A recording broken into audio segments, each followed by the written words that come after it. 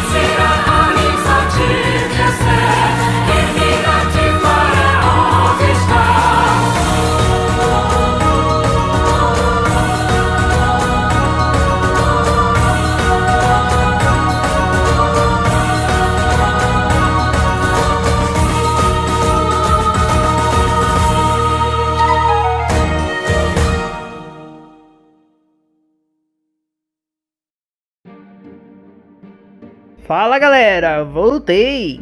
Pois é, tão olhando o título e pensando, o que droga o Enjo tá pensando? Do nada o Mineko! Bom, então, tudo começou com eu em busca de algumas novas obras, alguns novos universos para explorar. Eu tinha na minha lista Touhou, Mineko e Persona, mas como eu tava com saudade de jogar uma boa visual novel, tava com saudade de um bom mistério, já que fazia algum tempo que não joguei um Danganronpa da vida, e já conhecia um pouco do universo de Mineko, já que já vi Higurashi, eu falei, por que não, né? Vamos dar uma chance para esse tal de Mineko. E aí eu simplesmente me deparo com um dos melhores mistérios, uma das melhores obras que eu já li. E olha que eu digo isso mesmo só tendo terminado a primeira parte. Então se você ficou um pouco curioso com essa obra cheia de mistérios, complexa pra um caralho, com muito sangue, e que poderá fazer toda a sua visão de mundo mudar, fica aqui comigo, pega seu cafezinho, que hoje a gente vai descobrir um pouco mais sobre o universo de Mineko. Bom, para começo de conversa, eu espero que você já tenha deixado o seu like, né, para que eu possa trazer mais conteúdo de Mineko. Mas além disso, eu já tenho que deixar óbvio desde aqui, porque isso vai ser importante, extremamente importante. Para que você goste de Mineko, você vai precisar ser alguém que gosta de um universo bem complexo, que gosta de ler bastante e que não se importa em jogar coisas extremamente longas. É sério, eu não tô brincando. Eu falei, caramba, vou maratonar todo o Mineko. Parece uma ideia legal, não é? Mas então, quando eu peguei minha visual novelzinha, aí eu peguei do início, para até o jogo começar, que seria a parte onde ocorre a primeira morte, digamos assim, levou somente 5 fucking horas! Sem pausa, sério, 5 horas jogando só de introdução. Claro que depois que o jogo começou, o negócio ficou tão movimentado, tão foda, tão complexo, e com eu querendo resolver todos os mistérios que aparecia, que eu simplesmente não consegui parar e realmente maratonei todo o resto. Tanto que eu fui acabar de jogar a primeira parte, o que? Umas 3 da manhã? O pessoal que tava no Discord tá ligado, porque eu fiquei mandando mensagem quando eu cheguei no final. Então basicamente foi quase umas 24 horas de jogo só pra primeira parte. Mas acredite no que eu digo, o bagulho é tão foda, vale tanto a pena, que simplesmente quando eu terminei a primeira parte, eu já tava desesperado pra ir pra segunda. Só que eu falei, caramba, eu preciso dormir. E ainda assim, depois que eu dormi, ainda peguei a introdução da segunda parte.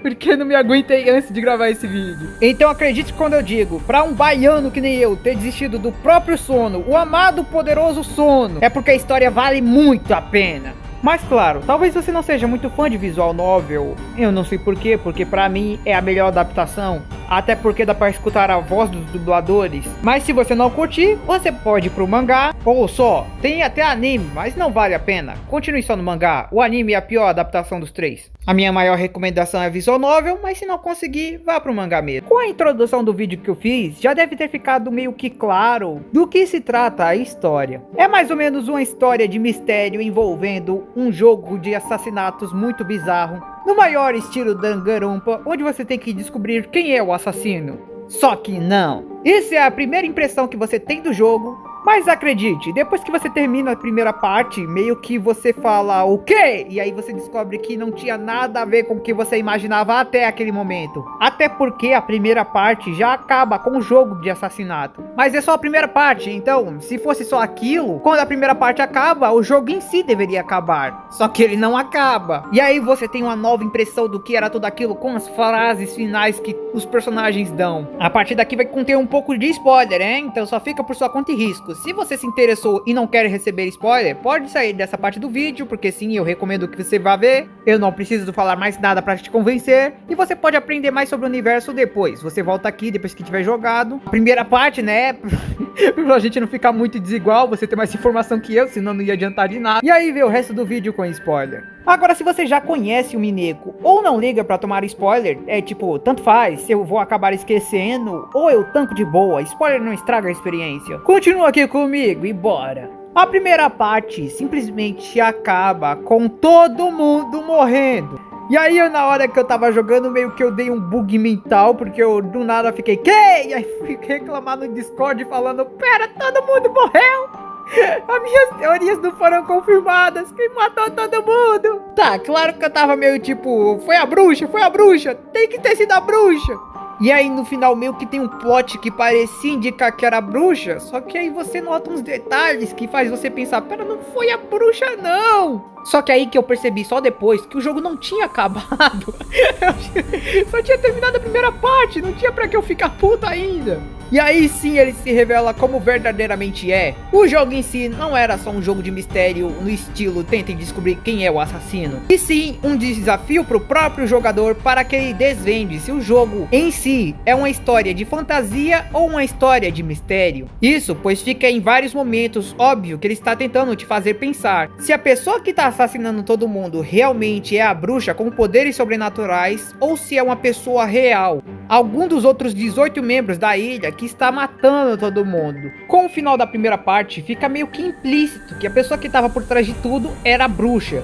Só que fica esses pontos soltos, um monte de coisas que não faria sentido se fosse o caso. E então, em uma fase após o fim do jogo, em um lugar chamado de Purgatório, o Butler, junto com o resto do pessoal que morreu, aparece e começa a discutir sobre o que aconteceu durante o jogo. Até que chega uma parte onde todos concordam que eles haviam sido mortos por causa da bruxa, só que o Butler nota aquilo e fala: não, espera, tem algo errado, por que vocês já têm tanta certeza disso? E mostra várias provas de que aquilo estava com cara de ter sido feito por uma pessoa real e não por meio mágico. É quando a bruxa em pessoa, Beatrice, também aparece do purgatório, acha a atitude do Butler interessante e o desafia a comprovar sua teoria. E assim que a verdadeira forma do jogo se revela, um duelo mental entre Butler e Beatrice, onde um tenta comprovar que tudo havia sido feito por ela e na verdade o jogo era uma obra de fantasia, enquanto Butler tentava comprovar que aquilo tudo havia sido feito por mãos humanas e na verdade foi um caso real de assassinato,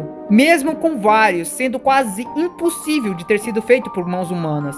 Quase, hein? Porque as mais difíceis, eu já fiz teorias de como poderiam ter sido feitas por pessoas reais, por pessoas humanas. Tem um, por exemplo, que foi um assassinato feito em um quarto fechado com corrente, onde eles falam que foi impossível ter sido feito por um humano, afinal, todos estavam se vigiando na sala, apenas a vítima foi pro quarto dela, se trancou lá dentro, e mesmo assim, quando eles foram olhar lá, o quarto, eles tiveram que arrombar a porta que estava trancada, e encontraram o cadáver dela, sozinho. O assassino de algum jeito havia matado a vítima e saído de lá. Mas na minha cabeça uma teoria bem simples do que poderia ter acontecido é que o assassino já estava no quarto antes da vítima entrar, depois ela entrou e se trancou lá dentro, o assassino matou a vítima, ficou escondido em algum lugar do quarto, depois eles arrombaram a porta para ver o que tinha acontecido, encontraram um cadáver, acharam ela morta, saíram de dentro do quarto e nesse tempo o assassino saiu também. Todos falaram que era impossível porque era realmente extremamente difícil ter feito algo assim sem uso de magia ou poder sobrenatural. Mas ainda assim, mesmo que tenha sido difícil, ainda tinha possibilidades para comprovar que não foi algo sobrenatural. E quando você pensa, então vai ser sobre isso o jogo te pega de novo, porque em uma fase depois dessa fase do purgatório, tem uma parte onde a Beatrice se encontra com uma velha amiga que você deve ter se tiver assistido Higurashi, uma daquelas lolizinhas satânicas, daquele anime bizarro. E aí você percebe que em uma certa parte daquela fase, os personagens falam com você, jogador, não com o Butler, com você mesmo. E aí você percebe que essa não foi a primeira vez, e sim, durante o jogo teve algumas vezes que eles falavam não com o Butler, mas sim com o próprio jogador, fazendo você encarar todo aquele mistério que você achava que estava entendendo para onde estava indo, ficar mais complexo ainda. Atualmente, minha teoria sobre o que está realmente acontecendo é simples. Nós estamos assistindo o Butler tentando resolver o jogo de assassinato, enquanto ele vê o próprio jogo de assassinato tendo um duelo contra a Beatrice em uma camada superior, enquanto nós, junto a outra pessoa, está observando tudo de uma camada ainda superior. E por enquanto, minha única visão sobre como terminar o jogo vai ser ajudando o Butler resolver esse mistério do jogo de assassinato e descobrir de uma vez quem é que foi que matou todo mundo. Tenha sido a Beatrice e utilizado magia, ou realmente um assassinato real. E até que tudo seja resolvido, eu imagino um bom momento Riziro com tudo acontecendo de novo, e de novo, e de novo, e de novo, até o Butler conseguir resolver. Mas agora com mais pistas, mais detalhes, tudo para que a gente consiga chegar de uma vez em quem foi o assassino. Minhas principais suspeitas seria realmente a Beatrice, a Maria ou a Shannon. Eu também suspeito do vô, mas seria muito óbvio. Seja como for, é tudo uma teoria, não tem como saber se eu estou certo ou errado. Vamos ver como é que vai se desenvolver. Pode ser que eu esteja muito doidão e aí depois eu venha ver esse vídeo e fale, meu Deus, que dia que eu tava com a cabeça. Ou pode ser que eu volte nesse vídeo depois e fale, caraca, eu sou um gênio. Isso é algo que só o eu do futuro vai poder dizer. E agora chegamos naquela parte polêmica do vídeo que muitos estavam esperando para ouvir sobre. A parte em que eu falei no thumb, ou talvez no título, que essa provavelmente é a obra mais poderosa de todas. E não, eu não estou brincando. Se você já ouviu falar de Umineko, mas não tá lembrado da onde, e você gosta de ver vídeos sobre obras poderosas, é bem provavelmente que você tenha visto falar realmente de Umineko por causa dessa personagem, a Fat Irene. Ainda não sei se a pronúncia tá certa porque ela ainda não foi citada durante a obra. Pelo que as pessoas falam dela na internet, a mulher é tão poderosa, tão overpowered, tão desgraçadamente absurda e apelona, que mesmo que você juntasse os maiores monstros das outras obras, aqueles bem apelões mesmos, o Accelerator, a Otnus, o Rimuru, o Gilgamesh, o Akutusai, e quem mais você quiser inventar aí, eu tô cansado de pensar nos personagens que o fanboy gosta de ficar falando, ainda assim ela simplesmente piscaria e todos eles seriam deletados. Isso pois ela estaria em um campo tão superior que basicamente todos os universos desses personagens seriam livros para ela. Assim como a gente vê toda a obra de Toaru de forma fictícia, ela estaria em uma camada tão superior que tudo seria basicamente um pequeno livrinho. E assim como os poderes do Accelerator não podem te afetar, você que está aí escutando o vídeo, porque para você ele é só um ser fictício, o mesmo vale para ela, já que ela também não pode ser afetada, porque para ela o Accelerator seria basicamente um ser fictício. E isso vale para todos esses outros personagens apelão que você fica pensando. E aí então ela facilmente poderia deletá-lo. Mas isso é claro, de acordo com as pessoas que fazem vídeo na internet. Eu ainda não cheguei, então não sei se é verdade ou não. Você está pensando, o que você pensa sobre isso, Angel? Meu único pensamento é: agora eu tenho um personagem pra me livrar desses fanboys chato que fica comentando no meu vídeo. Pode parecer que não tem conexão nenhuma, mas é sério, em todo vídeo, sempre que eu tô falando de algum personagem poderoso, aparece alguém pra ficar irritando, falando alguma coisa do tipo: ah, mas esse personagem é tier A, sei lá o que, então ele pode vencer. Achando que tá falando um argumento fodão no estilo, caraca, eu sou muito inteligente. Pra tu tá ligado, o último foi no vídeo da Chique, de Cara no Kyokai. Os caras comentaram a tier do Gilgamesh pra falar que ele solava. E no vídeo, eu nem tinha citado ele, tá ligado? Mas agora, o próximo que comentar esse tipo de coisa, chega assim, Rimuru, sei lá o que, deleta tal personagem, eu vou simplesmente chegar e falar, tanto faz, Battler pisca e o seu Rimuru é deletado. Ou seja, o anjo vai atacar fogo contra fogo, vai atacar argumento fanboy contra fanboy. Só que você pode estar pensando, espera, mas a gente não tava falando sobre a Fat Irene, por que do nada falou do Battler? Bom, é que mesmo que eu me torne um fanboy pra atacar outras fanboy, existe um limite, cara. Eu não consigo virar aquele tipo de fanboy maluco que vira fanboy de um personagem e não faz ideia da obra dele. Tipo, os caras leem alguma coisa em wiki e vira fanboy do personagem, ou vê algum vídeo na internet e fala, meu Deus, eu adoro ele, e nem leu a obra dele nem nada. Eu não posso virar fanboy da Fat Irene até ver a história dela dentro da obra e dizer se eu gosto ou não dela. Mas o Battler já é o suficiente para deletar a maioria desses personagens de fanboy,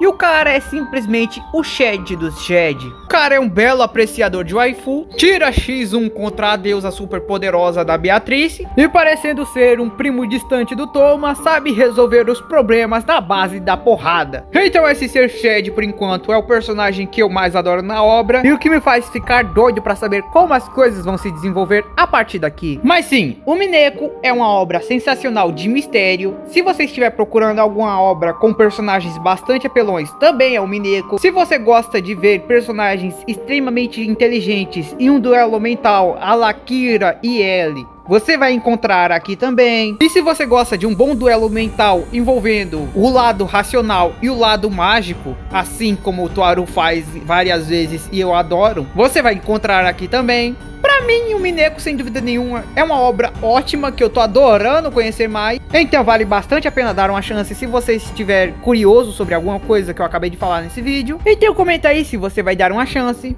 Me diga se você quer mais conteúdo da obra aqui no canal.